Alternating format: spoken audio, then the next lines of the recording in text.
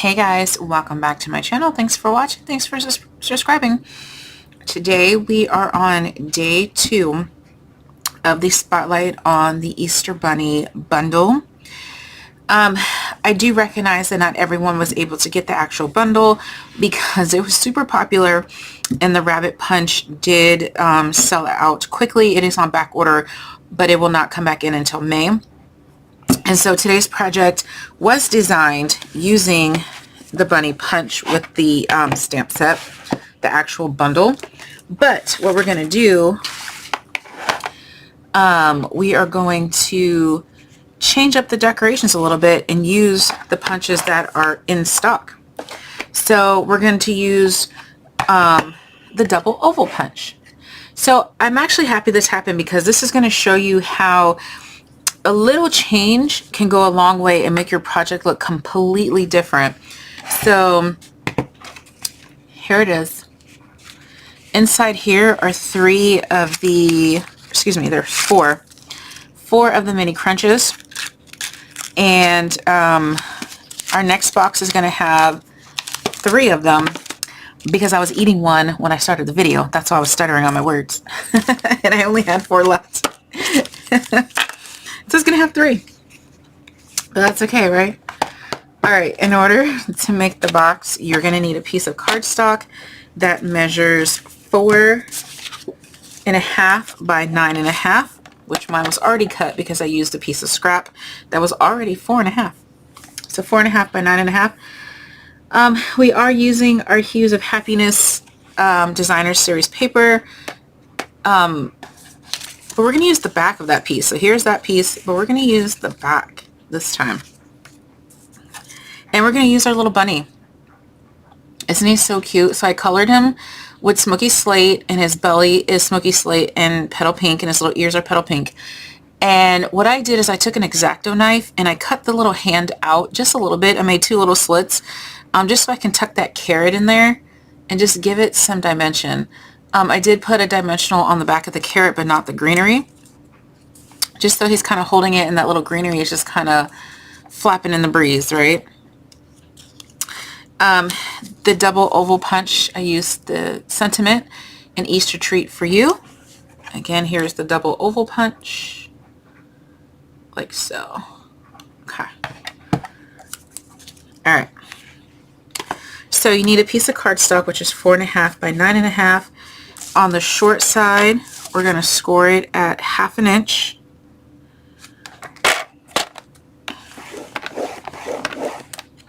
Two. 2.5.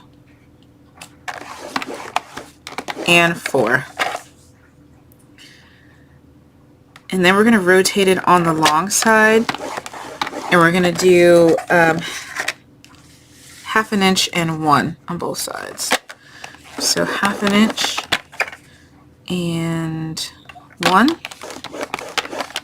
Rotate it to the other side and do 1/2 inch and 1.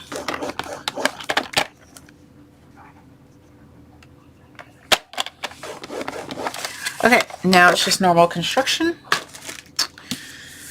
Pencil. Let me just varnish a little bit so you guys can see these lines a little better. I will do an actual real varnish when I'm done cutting. So put your paper like this, and on the bottom we do not need the right square, the right square, the right rectangle, the right rectangle. Same thing on the top, the right square, the right square, the right rectangle, the right rectangle. Okay, scissors. Go ahead and cut all of those boxes.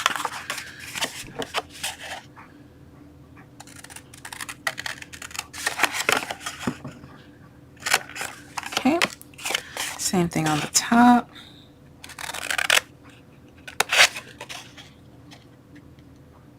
Okay, so you should have something that looks like this. We're going to go ahead and miter our corners here and here. Okay, now we're going to go ahead and cut up this score line and this score line and cut off the first squares. And we're going to miter those squares as well.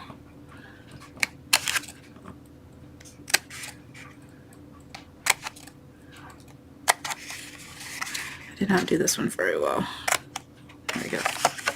Okay, and while I'm here, I'm going to go ahead and corner around this side. Look at me remembering to corner around. You're going to do the exact same to the other side. The same boxes that I make all the time. Once I got the formula down, that's all I needed, right? Well, I guess it's not really a formula. Once I got the hang of it.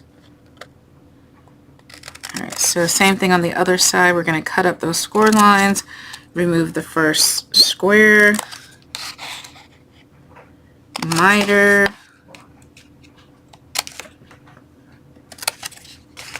miter, and corner around.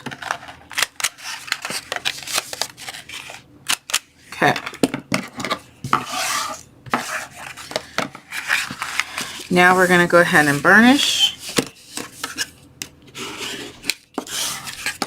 really well because you want your box to lay flat and you want it to be crisp. You could even sell these at the craft fairs empty, and so people can fill it with their own candy. Like if you had 2 or 3, just in case somebody had allergies or something like that. You could always do that. Lay it flat, charge like $1 less or something like that, or a little bit less.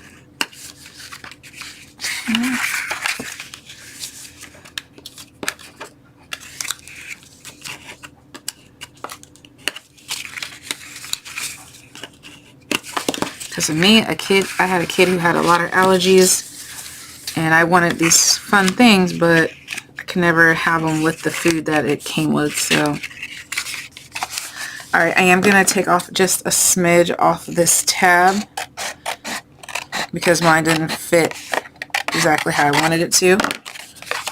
But all I did was take it off the little right hand side tab, normal, and now it should fit exactly how I want it to. You don't always have to take that sliver off, and if I stood the box up and put it together, it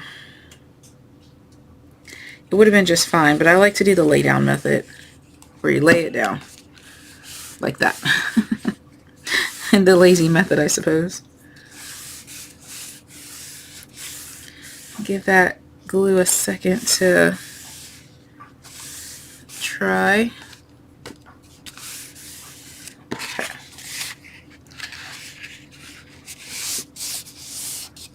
And I forgot the finger pull. So I have a tiny little circle punch. You may not have a tiny one, so you could cut a notch in with your scissors or just leave this part out. I know the tiny circle comes in this brand too. I don't know what brand this is, but you can get the smaller circles. Any small circle punch fit in there, or if you have any small punch, really, any shape will do. Alright, so let's go ahead and decorate. So this one, my piece of designer series paper is 1 3/8 by 7 3/8. And we're just going to go ahead and glue it.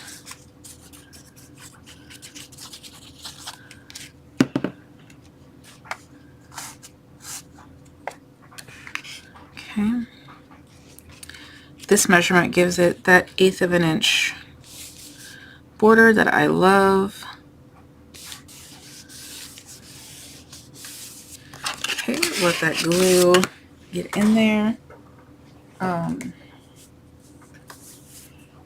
There we go. Okay. Super cute. I probably should have checked my box to make sure it actually closed nicely before I glued that down, but I'm pretty sure it's going to work out just fine. Yeah. I typically like to check my boxes because I'm human and I can mismeasure very easily. But usually when your box goes together on the seam with the lay down method, it usually means that you did all right. All right, so I'm just going to kind of put my bunny and my treat for you kind of in the middle. You can add ribbon if you'd like. So I had already put my dimensionals on my little bunny. And he's just going to go kind of right here in the grass and the little blue sky. And then I want my wording to be flat because I popped up the white part of this oval circle, double oval. And so I don't want too much height.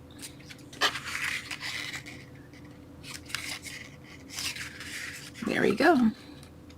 I don't know. I don't think that's going to work out with my little, my greenage just flopping around right there. So I'm just going to glue a little bit of it down just so it doesn't rip off. It's kind of near his eye, but that's okay. Like so. Super cute, right? You can add the sequins. You can add whatever you like. Ooh, let me do this. Pink. Now, obviously, if you're doing this for a craft fair or a kid's class or whatever, you want to add the same amount of pieces of chocolate. So if you eat one, then you're out of luck. You don't want to cause any fights. All right, I am going to add some of these gems. Just randomly around. Just so it doesn't look like you're above and below or just like afterthoughts. So all that kind of just matches. You can add more or less, however you like. But I think that's a perfect amount, 3. Isn't that just absolutely gorgeous? Just using different punches. And using, you know, different color paper can absolutely change the entire trajectory of your project. Look at how super cool that is. Same tutorial, just put one horizontal, one vertical. There you go. All right, guys. Well, thanks for watching. Bye.